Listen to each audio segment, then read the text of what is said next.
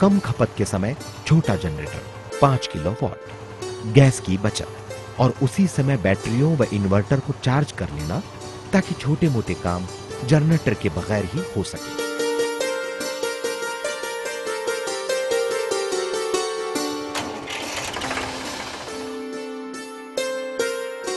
लेकिन परिस्थिति में जब गोबर गैस चालित जनरेटर काम ना करे, गैस खत्म हो जाए, तब काम आता है सेमी जनरेटर, यानी जिसमें डीजल से चलने का भी विकल्प है।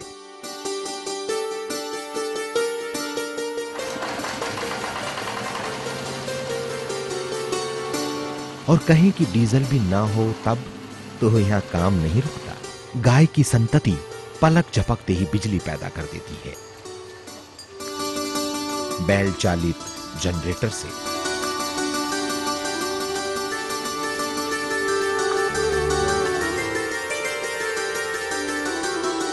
तब इन बैलों की माताएं आज के इंटेलेक्चुअल लोगों को व्यंग्यात्मक दृष्टि से देखती है।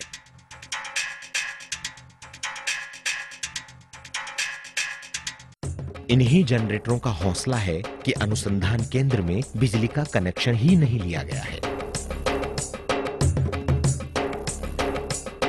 ये है मात्र 500 रुपए की लागत से तैयार किया गया गोबर गैस प्लांट। इसे एक गाय के गोबर से चार्ज किया जा सकता है और ये प्रतिदिन 1 घंटे घरेलू आवश्यकता की पूर्ति कर सकता है। सस्ता और पूरी तरह सुरक्षित।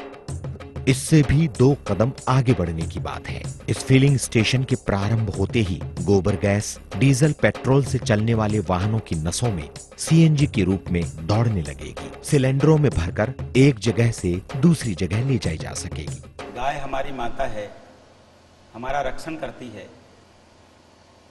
इस तथ्य को वैज्ञानिक एवं आध्यात्मिक दोनों दृष्टि से सिद्ध करना संस्थान का मुख्य उद्देश्य है। शीघ्र ही संस्थान में हम बायोगैस बोटलिंग प्लांट का शुभारंभ करने जा रहे हैं। इससे बायोगैस में मुख्य रूप से जो मीथेन गैस होती है उसको सेपरेट करके उसे कंप्रेस करके सिलेंडर में फिलिंग करने का काम प्रारंभ कर दिया जाएगा। अनोखे प्रयोगों को देख अब तक गाय का मजाक उड़ाने वाले सभी युवाओं की जिज्ञासा बढ़ने लगी। कूड़ा करकट मिला गोबर ढेर से उठाकर केंचुआ खाद गृह में पहुंचाया जाता है। पानी का छिड़काव कर गोबर की गर्मी निकालती जाती है।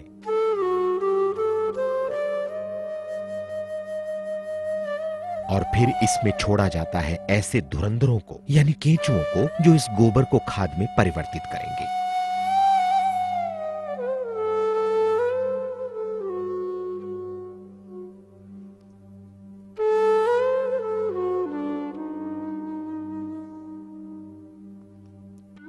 उलटने पलटने और पानी की छिड़काव के बाद कुछ ही दिनों में ये गोबर की ढेरियां अच्छी फसल देने वाली उपजाऊ खाद में परिवर्तित हो जाती हैं।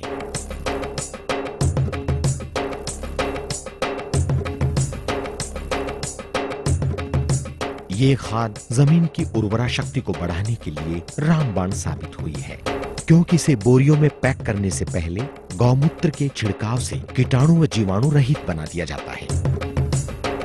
इस जैविक खाद का प्रभाव आप स्वयं अपनी आंखों से देख सकते हैं। ये 7 से 8 इंच लंबी भिंडी की फसल जो स्वादिष्ट होने के साथ ही स्वास्थ्यवर्धक भी है।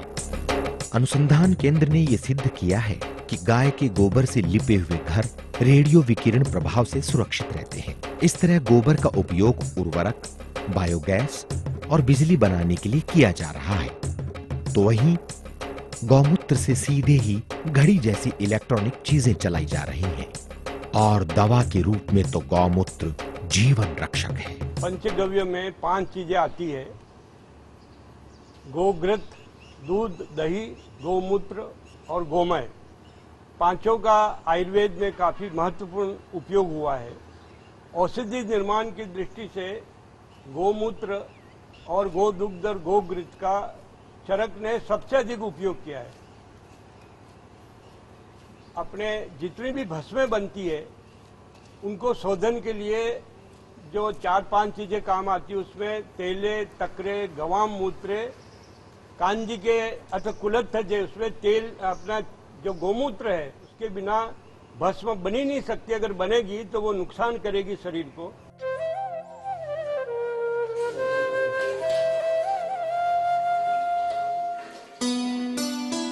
अनुसंधान केंद्र की प्रयोगशाला में अत्याधुनिक तरीके से गौमूत्र को परिशोधित कर गौझरण अर्क तैयार किया जाता है, जो एड्स, गुर्दे और कैंसर जैसे अनेकों रोगों के मरीजों के लिए संजीवनी बन गया है।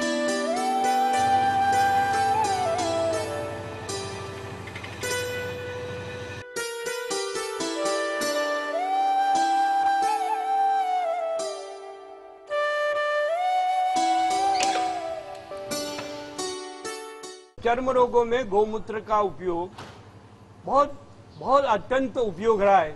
जो कुष्ठ रोग, जो सोराइसिस, जो बीमारी ठीक नहीं होती है औषधियों से, वो गौमूत्र और गौमूत्र से बनने वाली दवाई लगातार लेने से 100% ठीक होता है। ऐसे कई रोगी मैंने गौमूत्र के प्रयोग से ठीक किए हैं। और इसका प्रयोग होता है आयुर्वेद की हजारों प्रकार की दवाओं में।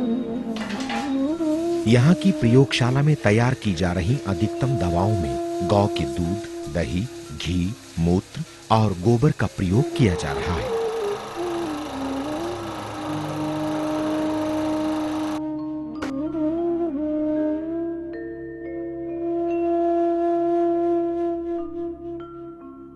जिसे सरकार ने भी मान्यता प्रदान कर दी है।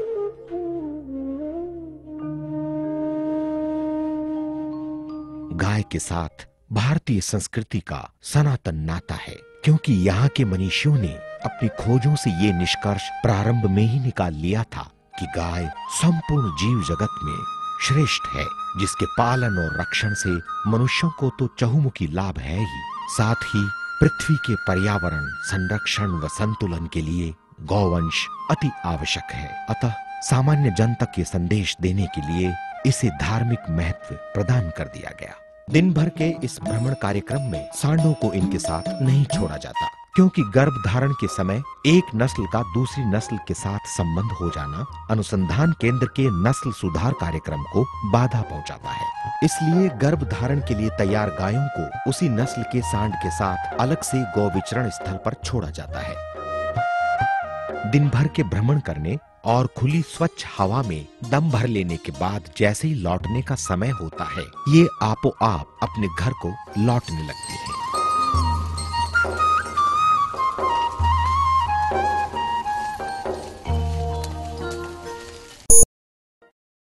यहाँ प्रत्येक सदस्य की नाम दर्ज कुंडियां हरे चारे के साथ इंतजार कर रही होती हैं।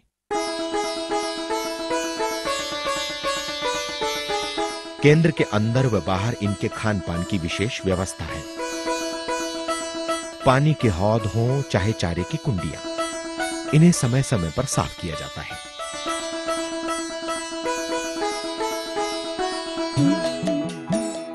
चारे की कुंडियों में नीचे जाली लगाई गई है, ताकि चारे भूसे आदि में सफाई के बावजूद भी मिलकर आने वाली मिट्टी छनकर नीचे निकल जाए व गोवंश को मिट्टी रहित चारा मिले।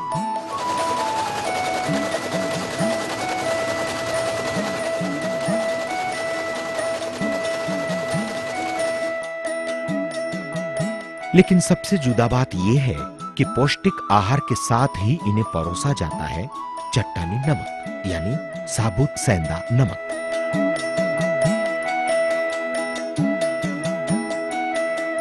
जिसके शरीर की जैसी आवश्यकता होती है उतना चाट लिया, बाकी छोड़ दिया। ये नमक इनके पेट की कई बीमारियों की दवा है और शरीर की सामान्य